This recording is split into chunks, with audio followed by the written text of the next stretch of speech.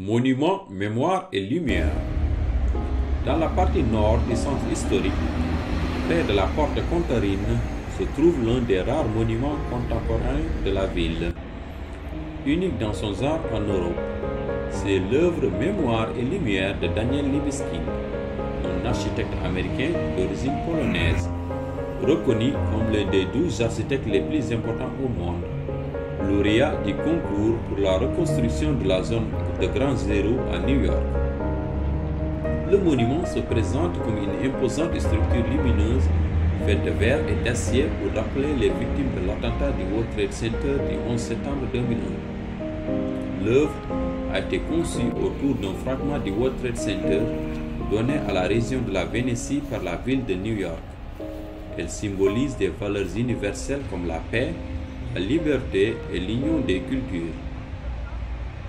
Elle se compose d'un mur de verre dépoli de 50 mètres de long et d'une hauteur variant de 2 à 5 mètres qui se termine par un coin de 17 mètres de haut, également formé par 2 parois de verre en forme de livre ouvert. L'œuvre change de lumière et de caractéristiques en fonction de l'angle d'observation. Le point privilégié est le pont du Corso del Popolo qui enjambe le canal Piovego.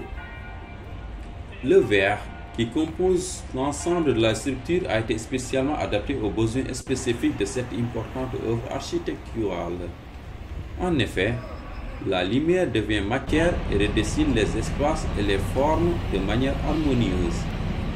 Le traitement de haute technologie rend également le verre résistant aux agents extérieurs, incorruptible et immuable comme les valeurs qu'elle représente.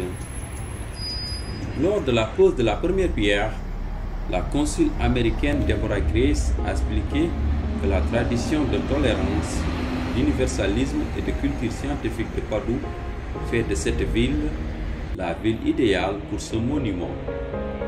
La zone qui s'étend entre via Matteotti, via Giotto, Corso del Popolo et via Trieste a toujours eu une grande importance pour la ville.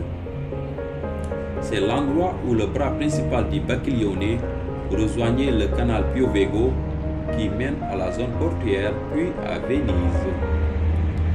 Il a été en grande partie enterré dans les années 1950.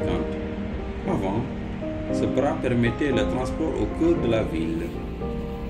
Le long de la voie navigable, vous pouvez encore admirer de grandes étendues de murs du XVIe siècle qui protégeaient la ville.